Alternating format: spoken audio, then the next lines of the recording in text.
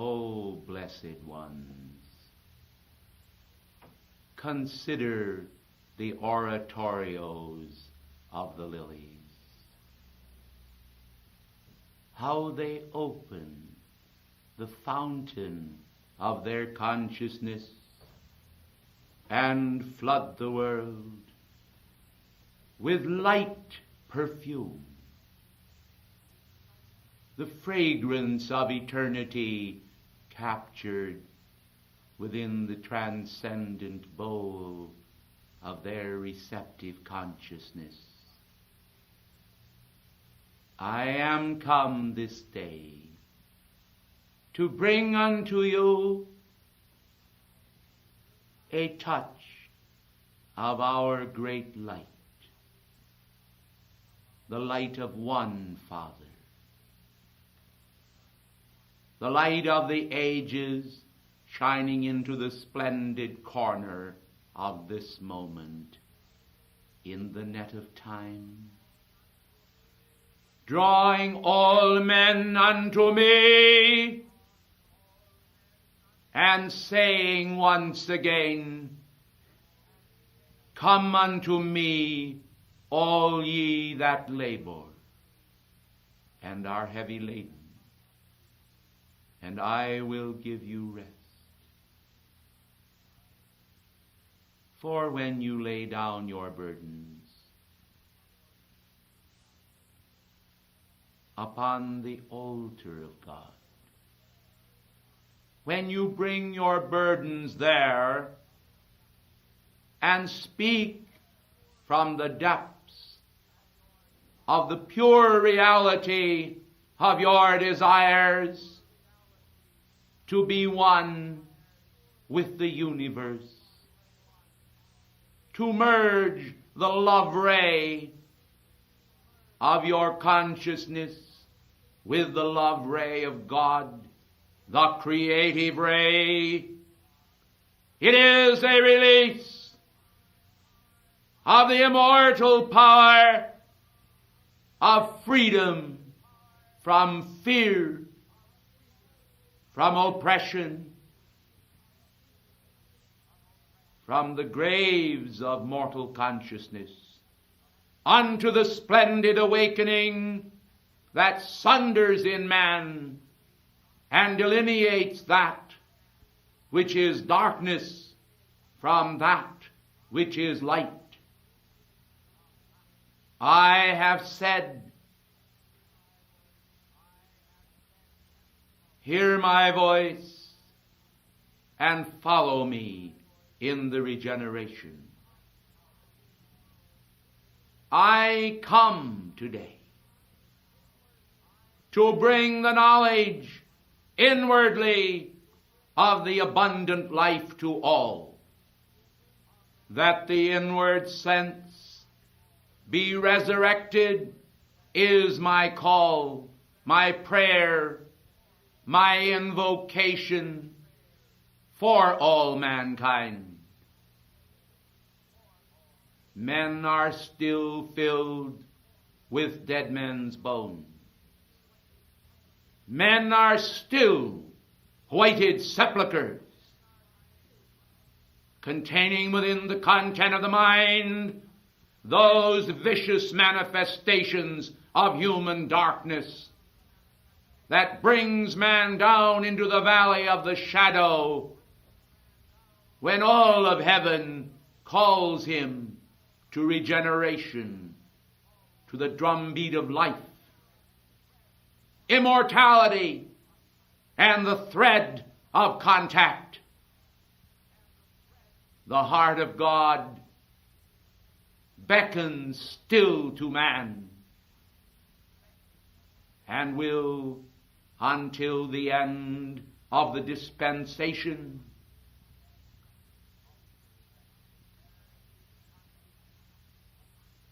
clarity of consciousness comes through application of the heart as the heart of a flower unto God.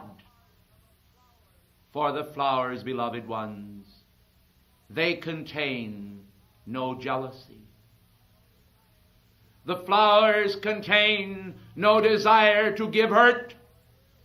The flowers contain no will even to survive, but are satisfied to drink in the light of a moment and leave unto God and the purposes of life their future, which is immortal. For they come from angel hands into manifestation, and they are resurrecting in man new thoughts pointed toward the starry way of freedom and rejoicing.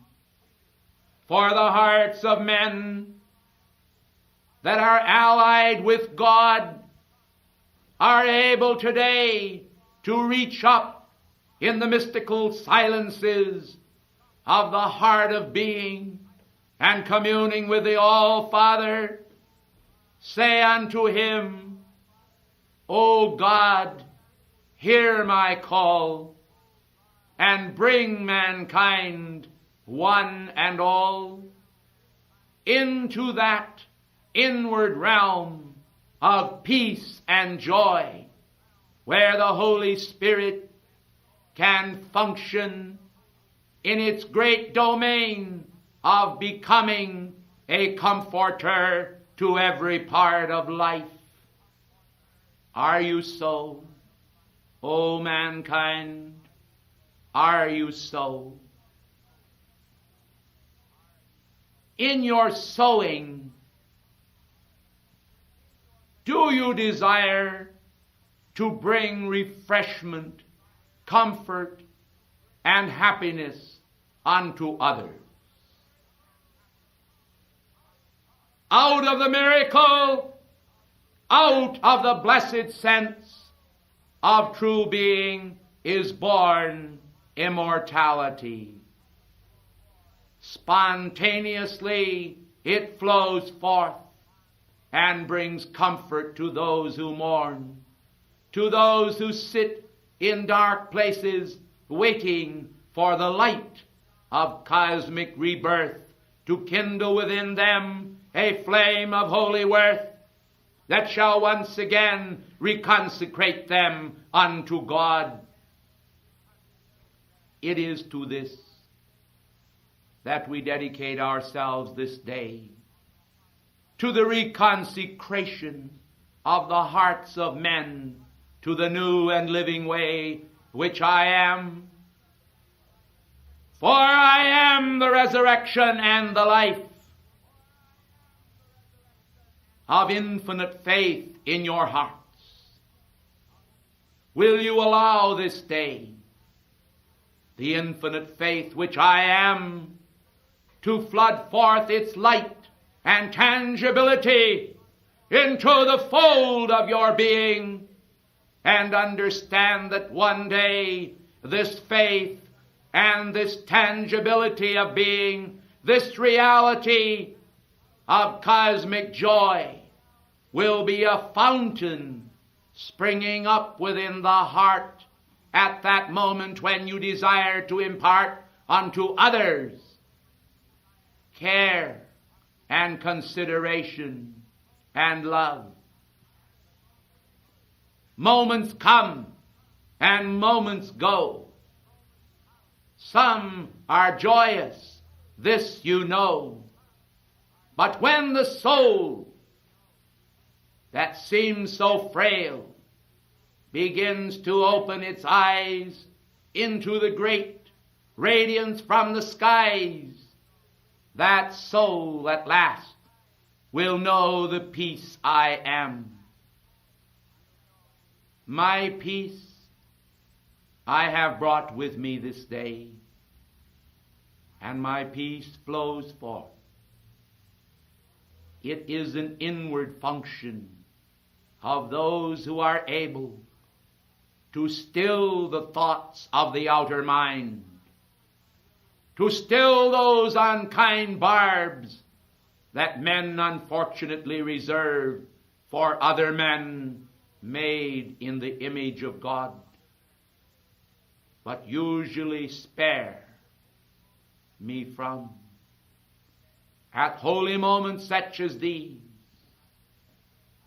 yet I say, as I break the bread of life with you this day, the memory of our Father still abides within. In the stillness of your being is the eternal consciousness raised. And through the process of raising, we will contact other realms and other spheres this day and bring the sacraments of the years to view. One day, these shall fade away and be no more. The years shall seem as toys. The years shall seem as periods of discord, the creation of noise and confusion.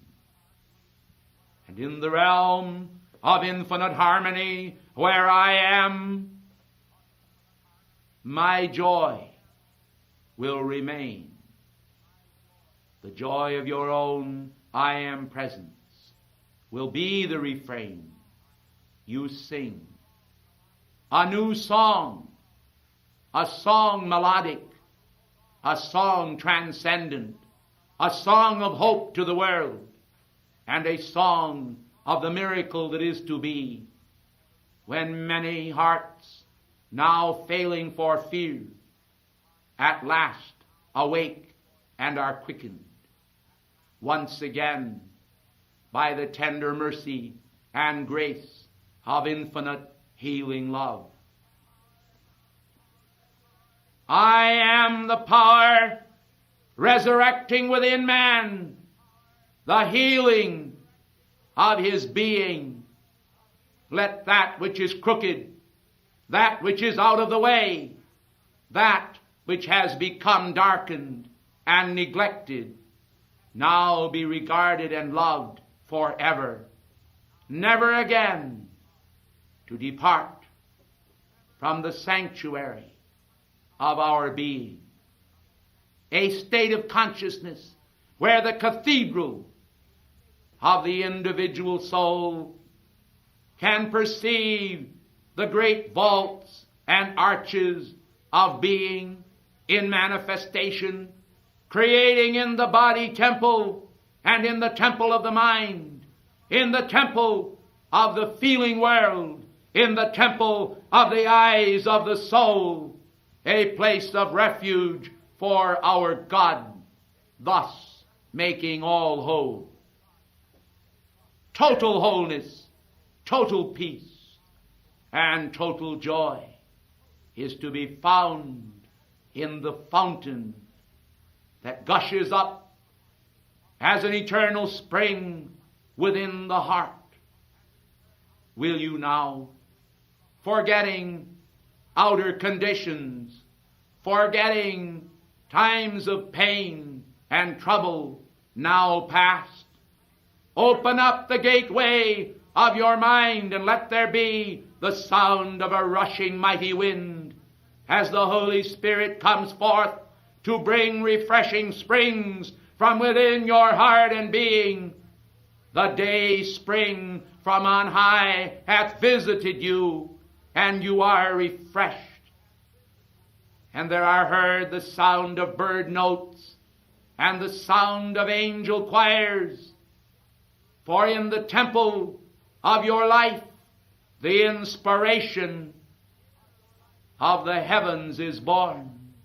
Here upon the earth, where mankind is incarcerated in a state of fear, comes from heavenly realms, from the mountains, from the hills, where your eyes, the eyes of your heart and soul are lifted up, the understanding that the oneness of God has brought you freedom at last from all fear and torment. I am the good shepherd. Those who are my sheep know my voice. For deep within yourself, from the spiritual realms, comes this voice of reality. At inner levels, you may hear the sound as of thunder, and the sound is of mighty waters, and the sound of the still small voice. For the prophecy, the voice of the weaver, and the loom shall be heard no more at all in thee. The voice of sighing and of gloom shall be heard no more at all in thee, and the light of a candle shall shine no more at all in thee, is a prophecy that need not be, for prophecy shall fail, and prophecy shall be fulfilled. Only that which is holy, only that which is benign, only that which is radiant ought to be. These are the thoughts of God. This is the radiance of eternity, speaking in time. This is the hope of the world. I am the hope of the world. The I am within you is the hope of the world. That which spake of old unto Moses in the burning bush, saying, I am, that which blazed and consumed not. This is the Spirit that within you shall make fat your bones, shall bring to you that understanding of your own hidden inner being, that radiance of cosmic joy, that flood of infinite perception, whereby the Christ consciousness comes at last into manifestation within your world. Then the effulgent garments which I wear will billow around you as around me in days of old. The garment which you wear for the marriage feast of the Lamb will bring peace unto the world. I am the resurrection and the life. Only that which resurrects, only that which kindles life, only that which is immortal, only that which is victorious, only that which overcometh both death and hell. This also shall be. For the former things must pass away, and all things must become new. The things of the world, these things which are in manifestation today, which masquerade upon the pages of life and bring turmoil to men, these are not peace. I am the Prince of Peace, so called both by man and by God. Will you hear my words? Will you understand the meaning of the fountain that speaks within? Will you understand the wheel of the law, the great dharma of the law, as it turns within? For as the lightning cometh out of the east and goeth unto the west, even so shall my coming be. Lo, I am with you always. But are you with me always? Let this be a sign unto you. Whensoever you quote these outer manifestations of the inner living Word that is the only begotten of the Father, will you give answer and say, Lo, I am with you always? Then shall mankind at last arise and see that the responsibilities to cleanse the temple of individual life is the responsibility of each man and each woman. It is well that you look unto me and live. It is well that you look unto God and live. But, beloved hearts, will you understand the responsibility? Will you understand the depth of the requirements of the law of life and the law of love? To look unto heaven and live is well. but will you also look to your responsibilities, to the understanding of your functions here in the world of form? As I have drawn all men unto me when I am lifted up, so I require by cosmic law, as the Father required before me, that you shall also lift me up and be lifted up unto me, that you shall come unto me even as you expect me to come unto you. For there is a mutual exchange of cosmic grace and joy. We who hold the realm of the elder brother say, one day you shall also hold this realm.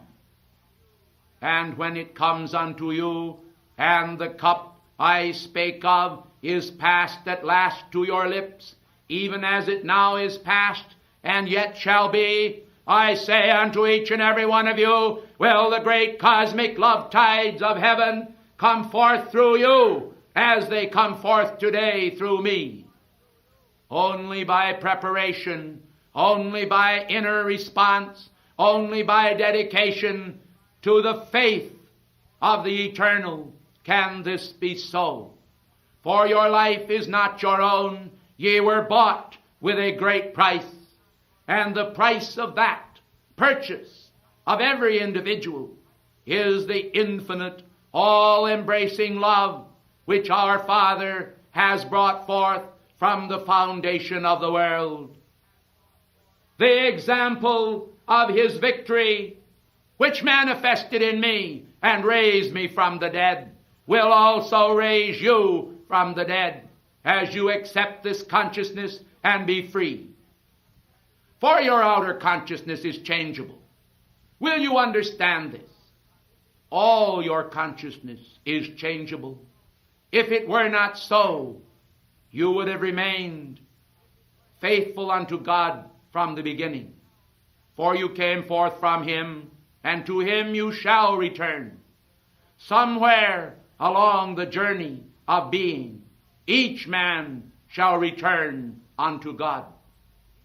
The words, how long, O Lord, these are uttered by men in those moments of despair, when they begin to despair of life, and they seem also disturbed by the longevity of mankind's journey back to the heart of God. For the journey seems long unto many, and many long for home. Many long for the return to the home of peace, of joy, of light which I am, to the Eden, to the paradise, to the radiance, to the victory, to the accomplishment of cosmic purpose fulfilled. Will you understand then that just as here in this world of form you have life experiences, so do we have life experiences in the eternal realms?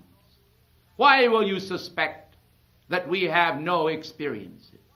Why will you think that the end of life, the outgoing of the final breath of a man, saying, it is finished, signifies the end of that one's being? I tell you, it is but the light of the dawn of beginning. It is the light of hope and the beginning of the fulfillment of a period of the greatest joy that eyes have not seen, that ears have not heard, that cannot be spoken, for these words are unspeakable. If mankind today knew the tremendous radiance in our spheres, the joy and the peace that is there, even our best servants would yearn to return home. They could not scarcely restrain the bonds of flesh. They would break them because of the tremendous joy and promised radiance, fulfilled and waiting. Do you understand that of which I am speaking? Humanity are here. My sheep are here. Fear not, O little flock. It is indeed the Father's good pleasure to give you the kingdom. but not without the responsibility of service and the responsibility of acceptance and the responsibility of the joyful entering in to our kingdom, even as has been done by those who have passed before. Each of you, in times past, prophets were stoned, divine men were sawn asunder, they suffered all manner of anguish for my name's sake. And in the period of Christendom, men have been thrown to the lions in my name. They have hidden in the catacombs and been hungered and thirsted and still retain the joy that is truly the joy of soul. Today we find many who with their mouths speak words of adoration, but are far from me in heart. They are far from me in purpose and mind, and they do not understand our life. We call them blind, and truly the blind lead the blind, and all fall into the ditch. But this is not God's purpose. Hence I come to you this day to kindle within you this flame and call you unto service, renewed service unto God in my name. For then shall the fountains flow once again, and the brook Kidron shall rejoice, and behold, the desert shall bloom as the rose, and behold, mankind shall know pain no longer, and sickness shall flee away, and the mountains be removed. And behold, a great level plain of universal oneness shall appear before all, and be raised upward into glory, into infinity, into reunion with the Father of the blessed. Lo, I come this day. Lo, I am, and I have never ceased to be, nor shall it ever come, for I am one with infinity. And I beckon you onward to that place where I am, that ye also may be there, a place of peace, a peace of joy, and of the consciousness of immortality shall be given to each of you as a crumb from the sacred loaf of the I am consciousness. O angels of joy and peace, angels of love and infinite radiance, descend now into the chalice and force field of those who are little children, of those who are little children in heart as well as in body. Unto all, bring thy peace and thy love. Radiate thy wondrous manifestation of cosmic joy. Joy to the world. Lo, I am come. Lo, I am within your heart and mind. Lo, I live. And when the world receives me one and all, am I not then truly manifest upon earth once again? For each of you a living Christ are, each of you a fragment from a distant star of immortal light. Be then what you are, a son and a daughter of the oneness of God. Let us invoke light for man. Let us invoke the angelic host. When I reflect upon the numerous times that the angels of heaven comforted me, I know that they can comfort you and will. They shall not only comfort you, but they shall indeed observe the ritual of service to you this day and always. The guardian angel shall come, and the angels of record, and they shall bring the ancient records to your mind, and you shall see that which you have never seen before, a flood of illumination, I invoke this day. I say, let those perceptive ones in the world have their eyes opened, and let the angelic hosts bring the newness of cosmic wisdom unto man. Thus shall the universal plan appear, and freedom from fear and doubt and confusion be. For these shall be no more, and mankind shall have the restoration of the plan, and the earth, which is the Lord's, and the fullness thereof, shall once again break forth with singing and with joy. And elemental life shall rejoice, and the angels shall sing, and men shall hear them, and they shall see their teachers, and peace shall be restored to every heart. The rainbow of promise shall radiate over the world, and the heart thereof. For lo, it is not the will of God that any should perish, but that all should come to the knowledge of the law. As I leave you now, I leave you my peace. I leave you my strength, my light. And I pray that what you shall do with it shall indeed restore to man the greater part of the plan. Greater work shall ye do, for I go unto my Father. Greater work shall ye do, for you shall be a Christ in manifestation, as you accept the immortal image which gave you birth and life and breath and hope.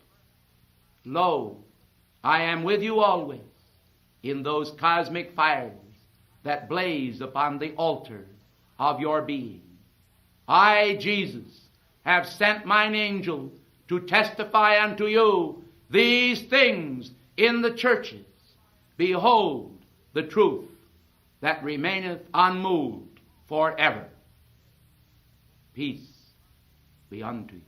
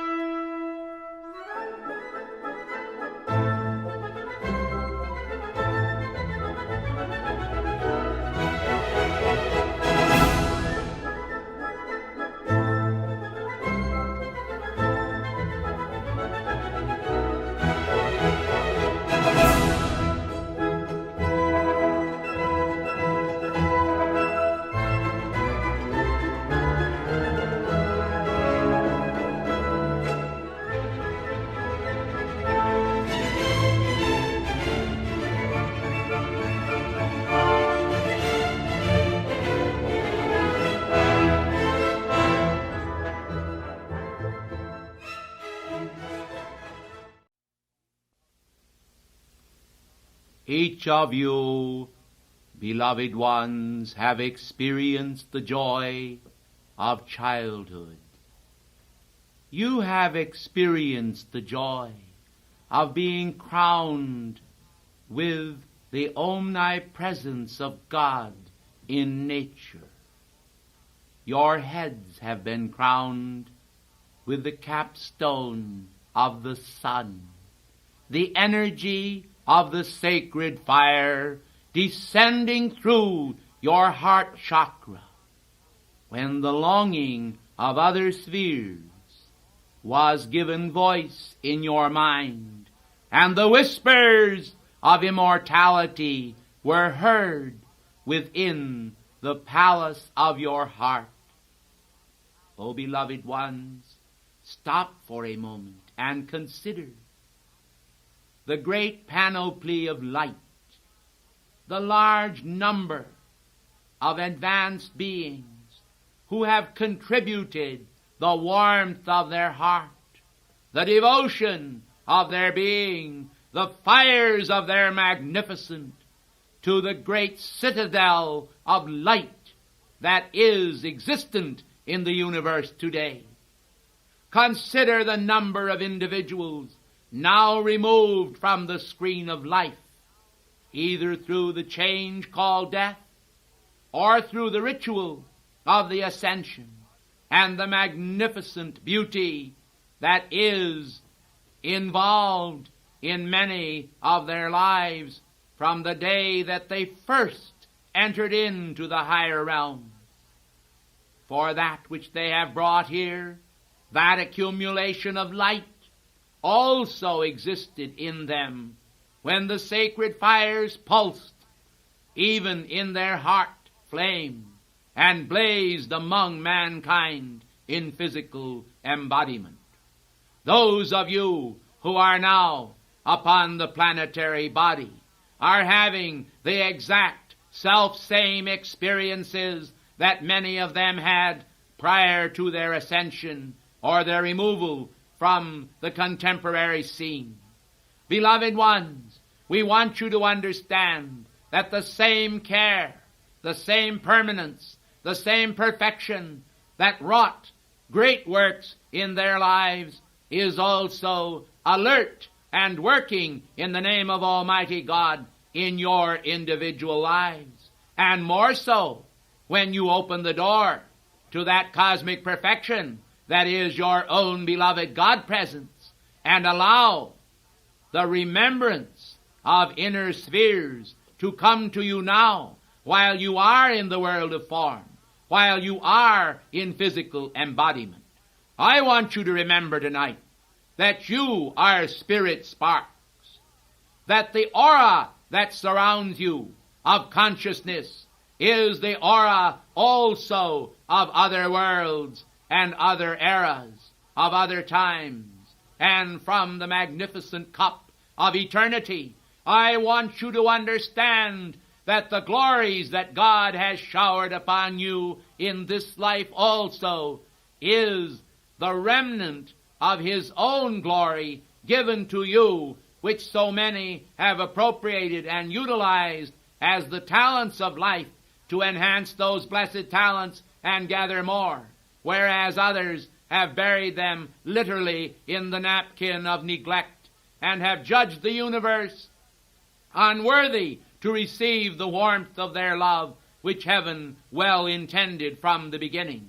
I want you to know tonight that every one of you then were created in the mind of God with the firmest intention that you would bring to heaven and to the universe the warmth of your personal love and your personal dedication to cosmic purpose. When then you fail to do so, the universe itself is in effect a pauper where you are concerned, for by your withholding of the momentum of God love, which you have also received from the heart of God from the beginning, you are holding back the progress of the entire universe and stopping the great wheels of life in a relative sense. As above, so below, for the cosmic fires that blaze, do so with the energy which God utilizes to raise all of life. And inasmuch as you are a part of life, beloved ones, it is anticipated that you will see how that specific part which you are belongs to no other. For each individualization of the Godhead, each of you are just that, is for the purpose of fulfilling a facet of immortal destiny, a piece of cosmic consciousness in action. Just because you are embodied in a physical form, just because you wear the effects of the cycles of limitations which you have karmically imposed upon yourselves, is no reason whatsoever to continue the process of degeneration. The Master has said, "Follow me in the regeneration."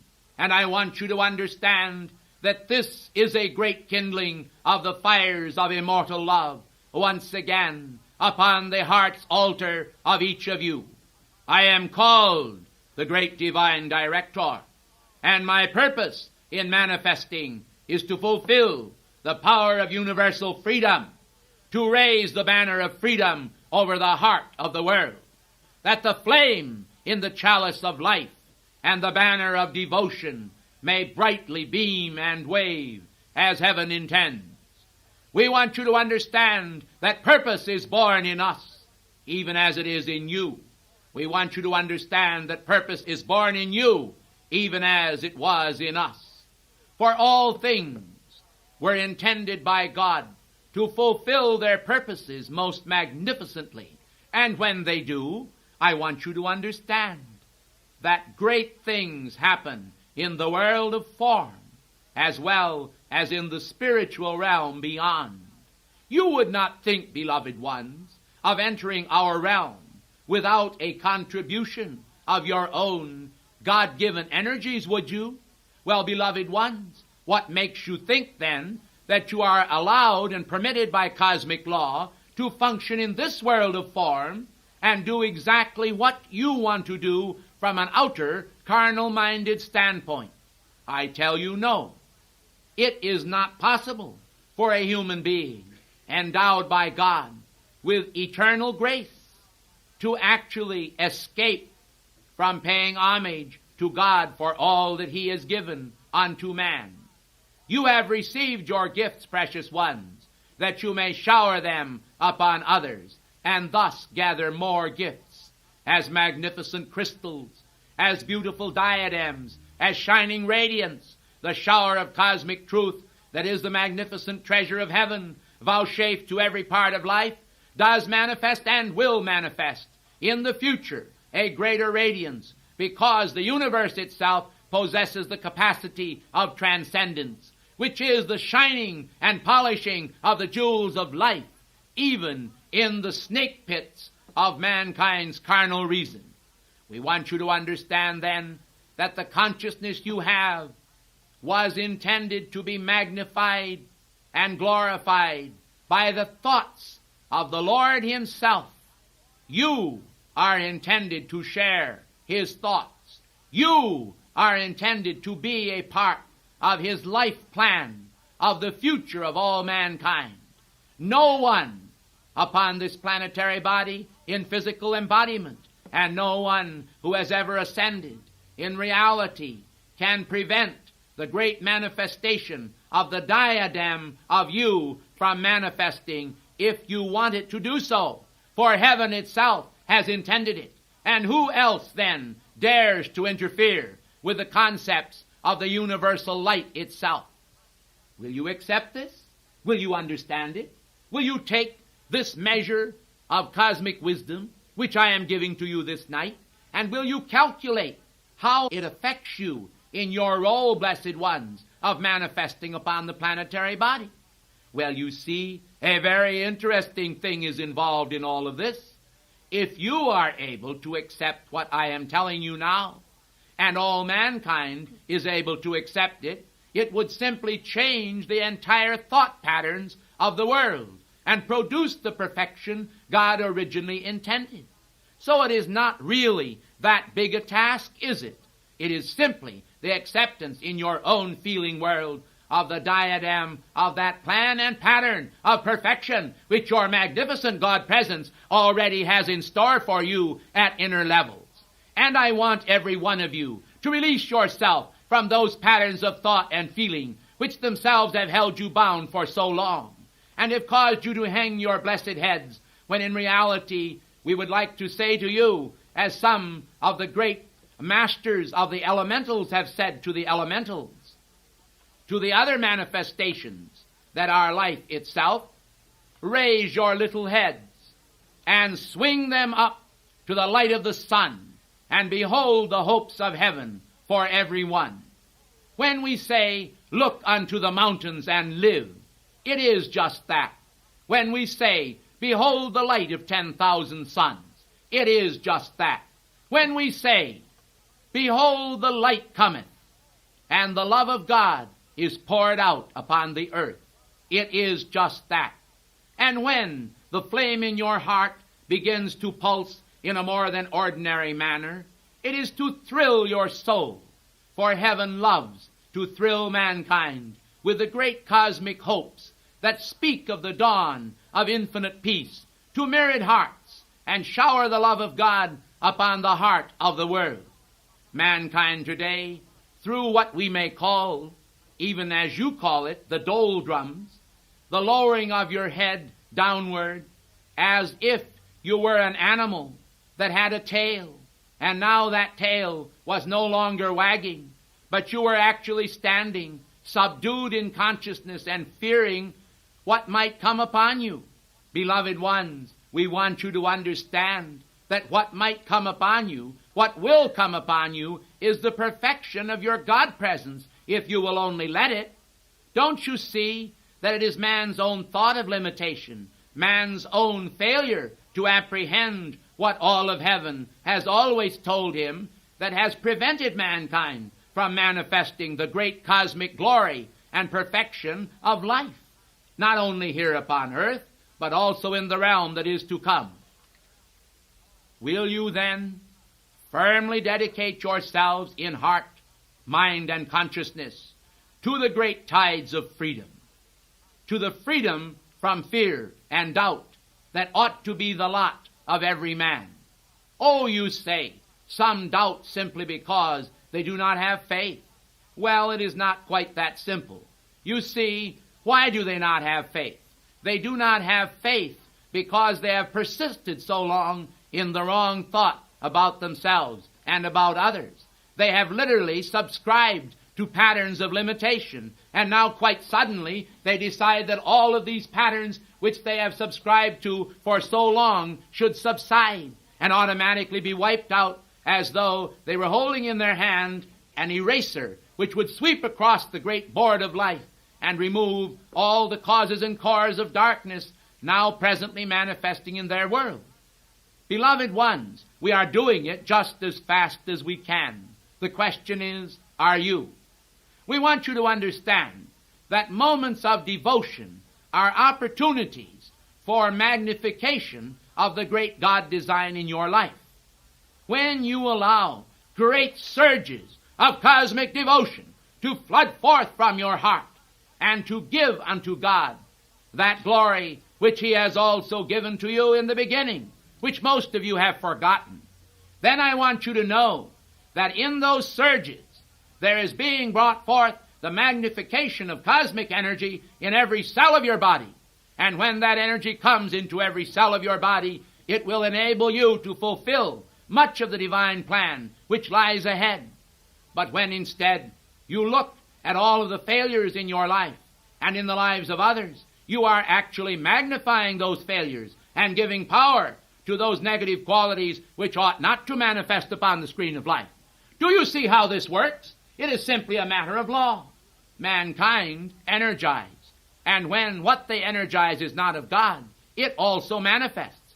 And the blessed elementals that are involved in life, who do so much for mankind, they, as great mimics upon the screen of life, carry out the exact edicts and orders of embodied mankind. Are they to be blamed for this? Seeing all that they have in life is the opportunity to imitate? Beloved ones, I want you to understand that you can be free from all this sense of limitation that humanity has had for so long. But do not expect that when you go into denizens of darkness, when you hobnob with those who are involved in patterns of iniquity, do not think that you are going to suddenly manifest the perfection of your presence. We want you to understand that while the statement birds of a feather flock together may be attributed to this world, it is a great truism. It is a great statement of fact. For when mankind become involved with outer manifestations, and they are constantly associating with those who are devoted to darkness, can we expect that they will manifest light? Truly, there is a very definite qualification to the activity of satsang, to mankind's associates, and those whom he decides that he will mingle with. A man can be known in heaven and upon earth by his friends. I want you to understand that many of those that you call friends are not really so, for they are truly interested in what they can receive out of you rather than what they can give you. Do you understand this? Will you acknowledge it?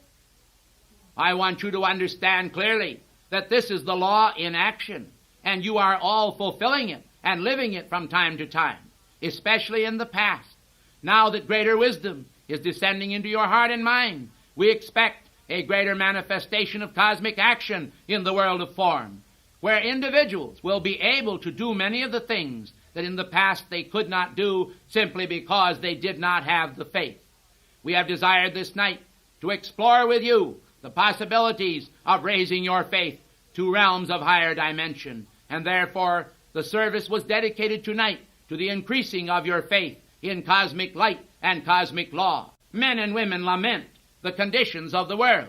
They lament the conditions involving many individuals in this world that they know that they are associated with, and they say, why is this person this way? Why can they not be different? Well, beloved ones, does this not also apply to you? Or are you the exception to the law? We want you to understand that charity ought to begin at home. We want you to understand that charity ought to begin with cosmic service to your own mighty I Am presence. For then, when you begin to serve the presence, truly the presence of life will turn around and serve you.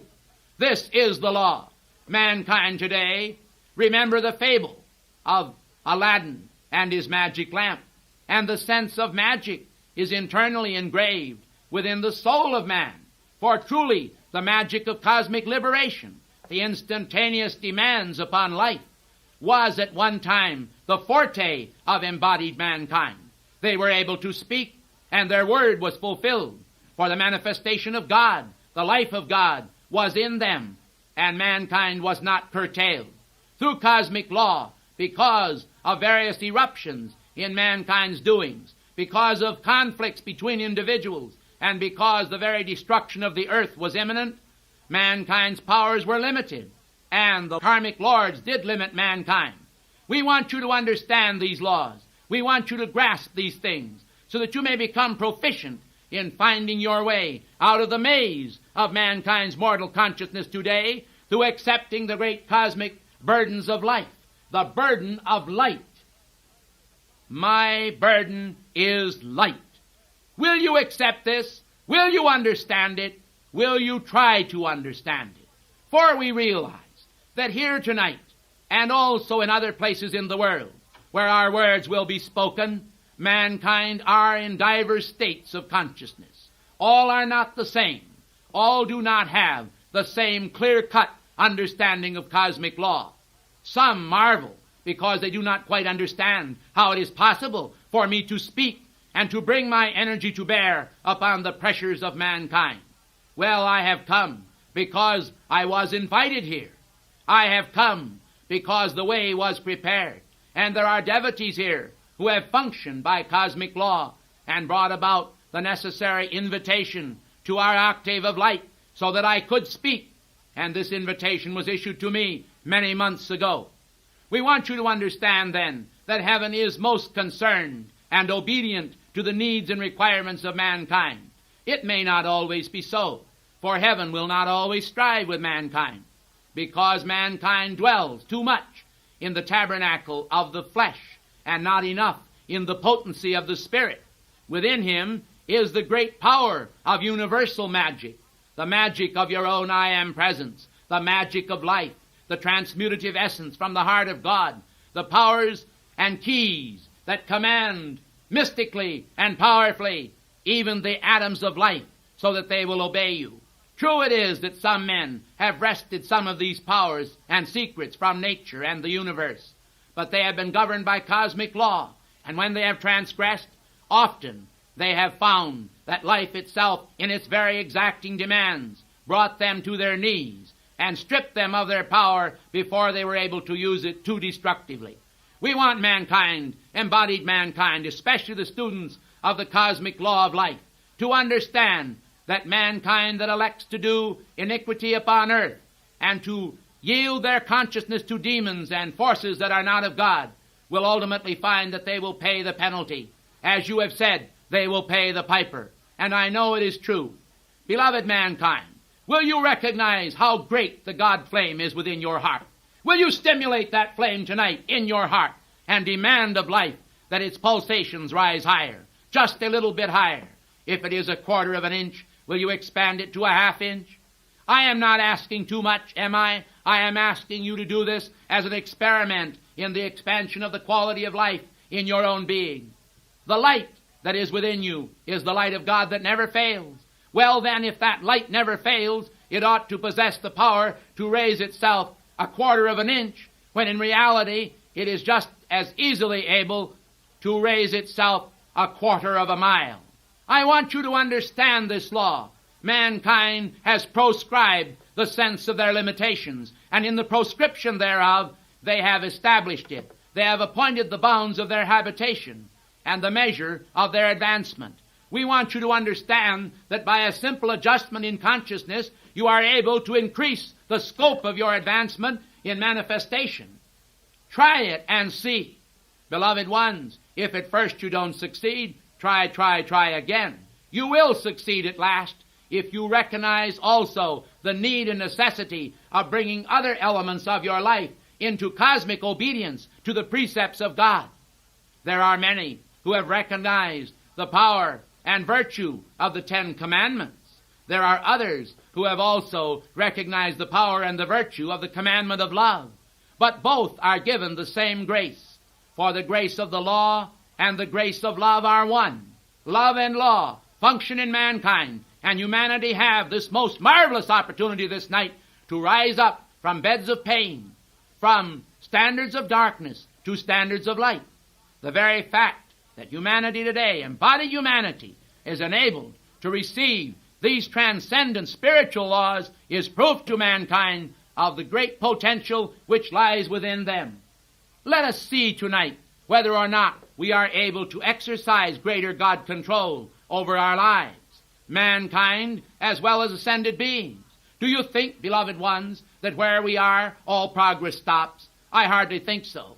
I will also make an attempt this evening to increase the scope of my influence among mankind. Oh, you say, you desire to have influence. I want you to understand that I do, for the influence that I want to exert upon mankind is the pressure and power of love for their divine presence, so that the power and scope of love among mankind may be greatly increased, and new resurrections may come to all mankind, not only in the matter of the celebration of Easter, but in the celebration of the daily resurrection of mankind from the realm of sleep. Beloved ones, have you thought upon the possibility and potential of giving greater glory to God when first you open your eyes? For, blessed ones, He has kept your life through the night. He has guarded you. He has watched over you. He has sent His angels to you and given them charge over you to keep you. Will you understand the great beauty that is in this concept? Those of you who have marveled at various times at the painting of the children upon the bridge, as the angel, the guardian angel, watches them with watchful and loving care, should understand also that heaven watches them wherever they are, and heaven guards them when they especially call unto God and see that that invocation for the protection of Almighty God is active in their life. When you are silent, there is also a silent call that is made to God by your own beloved internal soul. There is also a call that is made to God silently by your body elemental for the necessary protection for each day of your life.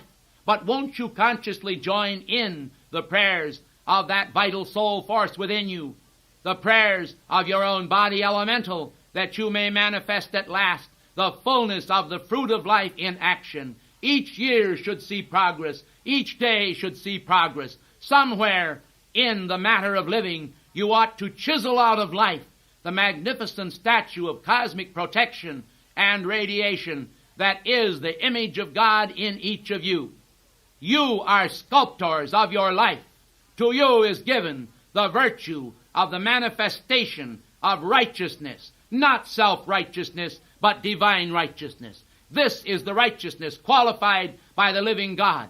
Self-righteousness is that which mankind have qualified in themselves, which exerts the pressure and pull of human jealousy upon other parts of life and creates conflict throughout the universe. We want you to understand that the righteousness of God is that which speaks within you when you are blessed with the voice of conscience, directing you into the paths of righteousness for His name's sake. I am the great divine director. I have brought to you tonight the fullness of my joy, the cup of cosmic direction, the cup of cosmic perfection, and the jewels which I carry with me are lustrous and glowing. They are vibrant and living. They are kindly and kindling. O beloved ones, will you let them do their perfect work? Will you let the will of God manifest within you? Will you let the will of God manifest in your heart? Will you let the will of God manifest in your mind? It is up to you. Heaven will not in any way attempt to force itself upon you, although I do not mind admitting that I would myself, if it were possible by cosmic law, do so, as I am sure many other of the students of light would themselves. But mankind have free will, and I must remind you that that free will was given to them of God. It has indeed hindered mankind a great deal, but at the same time, blessed ones, when human beings have emerged from the conflict of human wills versus divine wills, I know that the divine will that has triumphed in man, because man wanted the divine will to triumph, is indeed a crown that is the crown of a climax of cosmic manifestation, and I say a climax in the maximum. I thank you.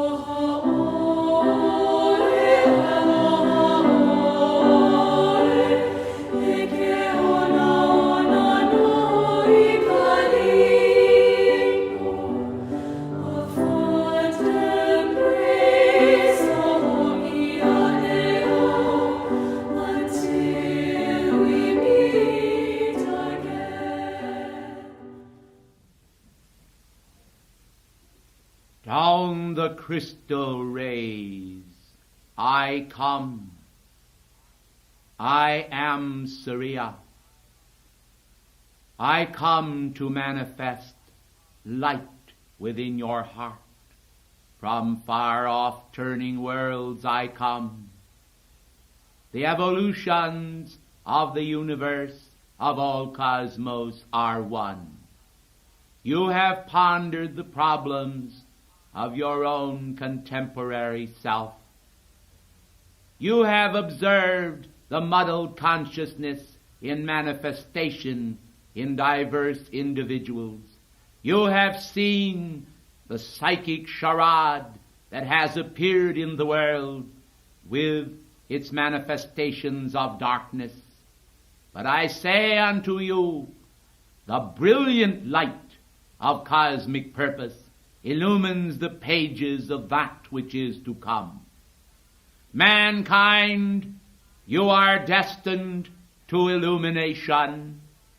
You are destined to manifestation of those glories you have not yet dreamed of. For when we speak from higher realms, down the starry radiance into your realm, it is to bring you awareness of the infinite tenderness of life that has tempered the wind to the shorn lamb and has so beautifully adjusted your consciousness that it can today, O mankind, raise you into that devotional offering reminiscent of a floral one. You raise your consciousness toward God as flowers do. You drink in the light of the suns. You drink in the energy of those of us who have formed a conglomerate whole and have not excluded you. Even the tiniest grain of sand is adored and loved by us. And if we center our love in a micrometer of cosmic consciousness, will we not give thee, O mankind, thou who art so much larger, a greater measure of our hopes and our potential, and even the crown of fulfillment? The hopes of the world ride with the Christ consciousness. They are involved in the sweetness of this noble effort, made 2,000 years ago and never ceasing since, and yet extending backward in time to the royal priesthood of Melchizedek, he who was born without father and without mother, without actual beginning of days or ending thereof, but made like unto the Son of God. For light has always been, and from light and the power of light within the heart of the Word, all creation through the great cyclic rounds has and does manifest. Yet today there are men and women engaged in little games which they play because they do not wish to think that the universe is a place of genuine perfection, but one of manipulation. They have learned in the marts of life, of the darkened states of consciousness, that like a puppet, dance as the strings of life are pulled.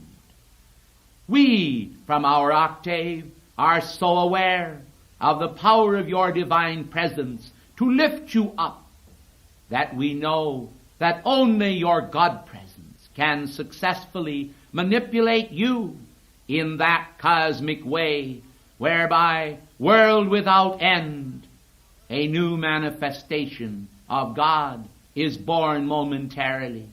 Each day, individuals are called to a higher awakening. Each day they rise.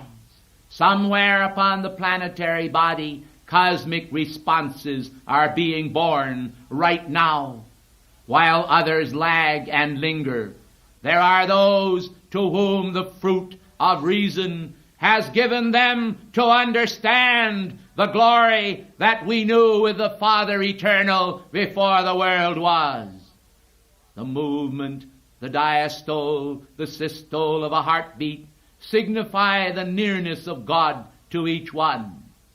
The drums of life are beating, and like the surf of the sea, they carry the roll and the thunder, the peal and the rejoicing of infinity echoing into the bounds of infinity. For where else can it be? Shall time alone retain all that is?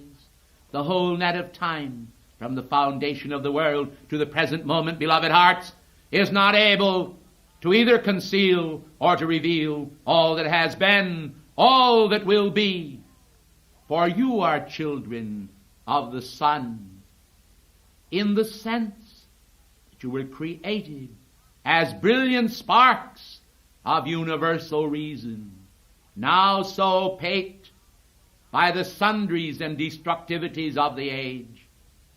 We invoke in you release, that you may find that release through your acceptance of the great intent of your own beloved God presence to raise you up and to make those cosmic determinations for each and every one of you that shall separate you from the darkness which has created so much unhappiness for you and for all mankind.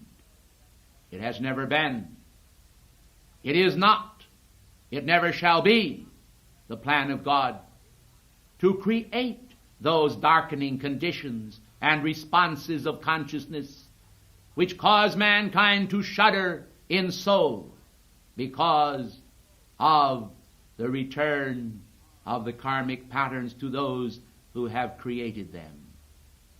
Karma, beloved ones, was created only as a cosmic law of mercy unto life. For if mankind create darkness, they must of necessity reap it. If it were not so, the whole cosmos would be polluted by the darkness of those who do pollute the universe, with the negative vibrations of their minds and hearts, their suspicions and their distrust of infinity.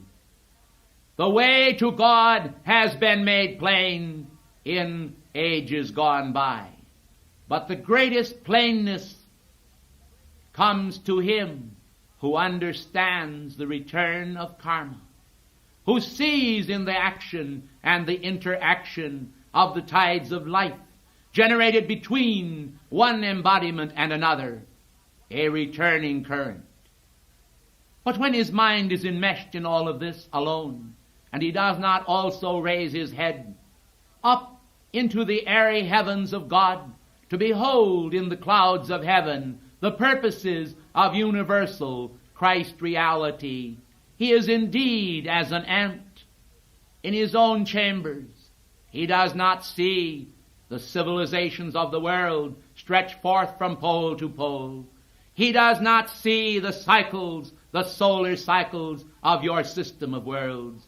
He does not see the eye of the righteous that ever beholds the cries of the children of men, and gives ear unto their requests, that they may rise one and all into that marvelous consciousness where at last they can now behold in these latter days the great cosmic opportunities that are the opportunities of infinite freedom, a freedom that will and ought to be the engulfing action of cosmic realms.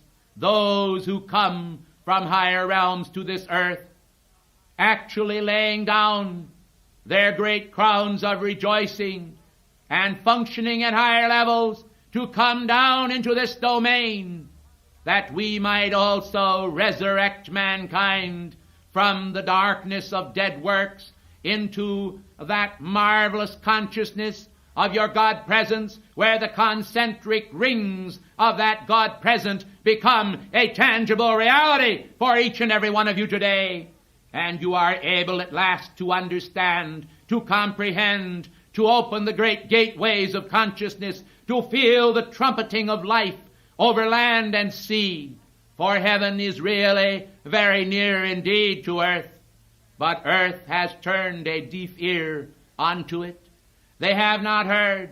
They turn instead to outer manifestations without understanding the great virtue and beauty of the billowing clouds of righteousness, of life, and of angel faces peeping through to mankind today and revealing to those who have eyes to see and ears to hear that heaven is full of meaning and portent, not just a place where man theologically can be, but a state of consciousness where he today may bear witness even unto his fellow men to the greatness of the eternal purpose made manifest.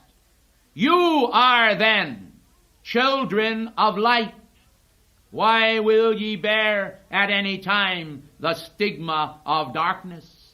Is it not because the vibratory action of the earth's spheres have become so dense by reason of mankind's imitation of one another?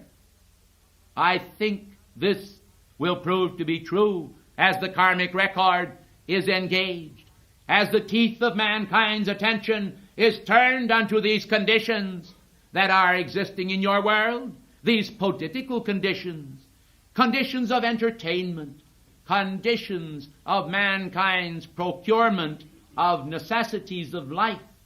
As man examines the pages of media and observes how the manipulators continually create those situations where they are able to say unto mankind, tomorrow we will do this, and it is so.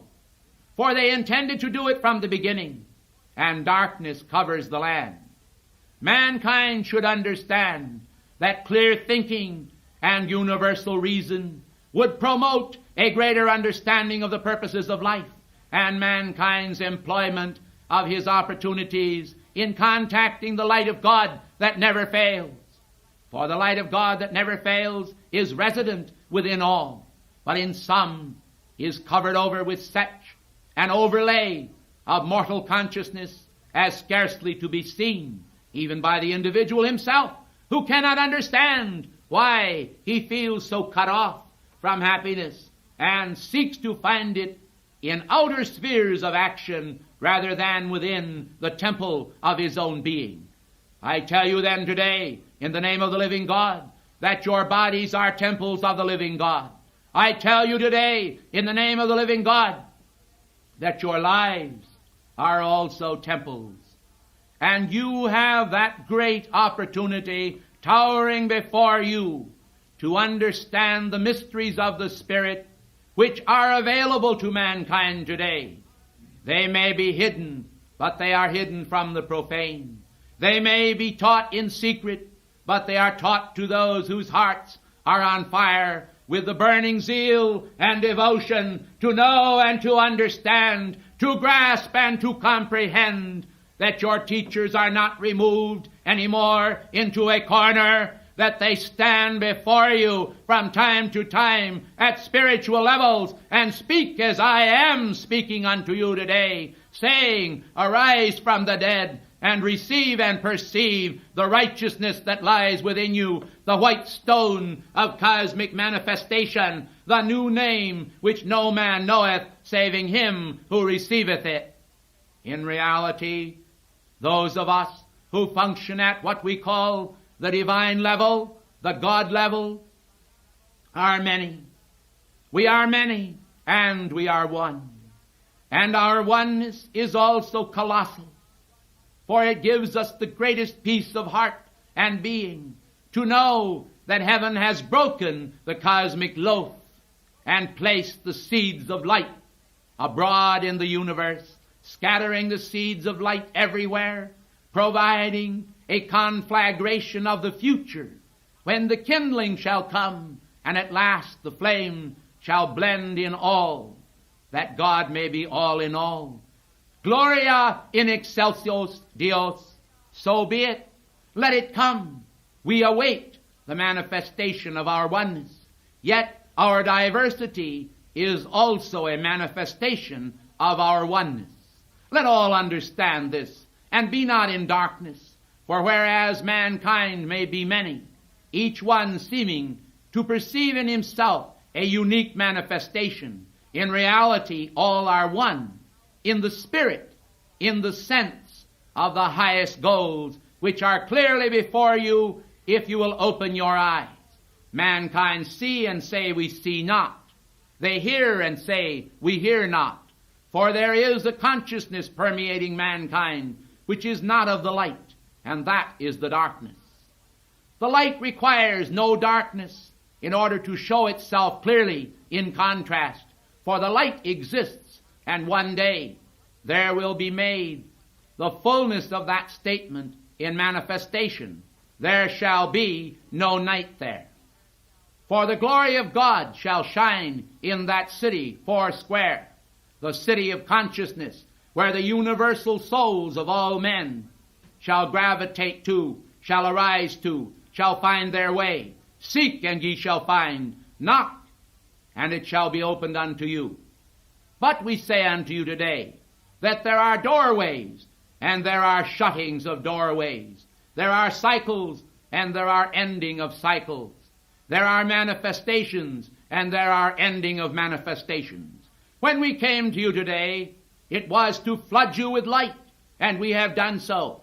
If you sit here in our midst and do not perceive that light, the fault lies not with us, nor does the fault really lie with you, but with those failures which you have made to apprehend, to raise your foot upon the stair of life and ascend one step at a time. Individuals say, we do not have the perception. Let me tell you, beloved ones, the power to perceive is one step at a time, and is denied to none. All deny it unto themselves when they fail to enter in to the radiation and beauty of their divine presence. You have a divine presence. That presence is filled with ineffable love for mankind. When you meet your friend in the marketplace, is it a matter of extending greetings as angels do at higher levels? Do you say as you meet your friend, "Eternal love be with you. Eternal salutations come unto you. Eternal strength give pulse and rise within"? Usually men meet with suspicion and distrust. They meet with disrespect, and what they receive in return is the anchor of that disrespect which they give posited within themselves. When men meet with an infinite cosmic greeting of light, as the angels do, when they meet free of all consciousness of sex manifestation, when the divine universal manifestation is perceived, then they are as the angels in heaven, and that greeting of infinite love which they bring is like unto it. It has been said of old, "Behold, the Lord liveth. I say today that he liveth in thee." I see you today as sons of flame. I see you today as clothed upon with his holy name. I see the seal fixed in your forehead as fixed in your mind. I see your consciousness determined and not blind. I am Surya, and I come today that I may enliven you, that I may quicken in you that indomitable God energy which will bring forth in the world of form a new activity of light, that that activity become the fullness of the faith is our prayer. You are aware, and you know, and you behold in the world the various activities which denote the end of a cycle. You are seeing souls now born upon this planetary body that have not set foot here, nay, not in 2,000 years. Now they come, and earth is host to them. Darkness covers the land, because understanding and failure have allowed individuals upon this planetary body to lower the standards, to bring themselves downward in their spiritual development, to fail to comprehend and to learn from bad examples that which ought not to be. We continue today to hold up the torch of reason from our level, but more effective than all is the holding up of the torch by you. For you at your level are the ones that require correction. Mankind needs to be lifted up. Those from our octave have already lifted God up, and in our realm and state of consciousness we are. Therefore we say to you, we who possess immortal life, would you also possess what we do? Would you also be one with us? Then help mankind, for the great power of that karmic action which mankind can engage in when they are willing to offer themselves in the service of mankind's development, when they are willing to offer themselves in the service of bringing humanity itself to a higher level of development, is very great and will expiate most tremendously the karmic action of individuals. Do you see? This means, per se, that each of you, through a cosmic action of your own God-self in the world of form, as you extend the cosmic truths to mankind, or make the attempt to do so, as you continue with your magnificent decrees, radiating light and love toward the world, will bring forth in the world that manifestation of the ascended master consciousness that will allow us to step through the veil and to manifest, that you may clearly see us here in this octave of consciousness. Do you see? We want you to understand this. We want you to understand why humanity in the past have not received that contact with heaven which heaven intended them to have. Certain individuals have indeed received it. These, in many cases, are no more. They do not actually walk amongst you, for they have already proven themselves worthy, and they are graduates from this planet to higher levels of consciousness, where you all ought to be. But we would not for the world strip the world of those valuable emissaries which we have in you at this time, for mankind need this light that you are receiving today more than they ever realize or will ever know in their present state of development. Will you then, recognizing this great potential and the needs to educate the young, to provide a proper teaching for humanity, see the need to embolden yourselves in your divine search and call forth that which never has been on land or sea, temples of light, temples of glory, temples of beauty that will become palaces of higher learning, where mankind can at last, as they erect these palaces and as they find those teachers who are willing to serve in them, create a new mind and a new heart in the world of form and among all mankind, and new generation shall come forth that shall call him blessed forever. And the teachings of God that shall start from the earliest age shall echo forth in lives coming to maturity until mankind at last shall see that the kingdom of God is with men, and we do step forth from behind the veil into cosmic manifestation right where you are.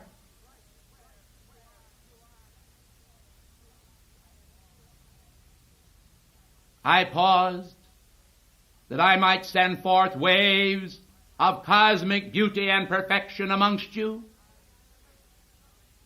and I raised them up to greater height, towering waves of light, sweeping from our retreat on the Isle of Suva, inundating continents and people with the tides of love, almost an aggressive love, but falling short of interference with mankind's free will. We accept the impetus of your free will, and using the free will of those of you who consent to our activity, we sweep across the world, removing all human barriers for those moments of time the cosmic law will permit us, and flooding the world with light as it never before has seen light. For this is divine direction flowing. This is divine direction glowing.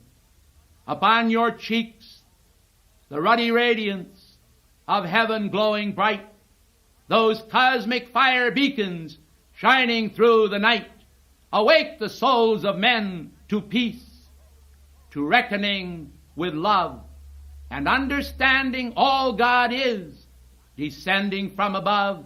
The radiance pure invokes the plan, the brotherhood in man, for God is all in all. I am perfection's plan.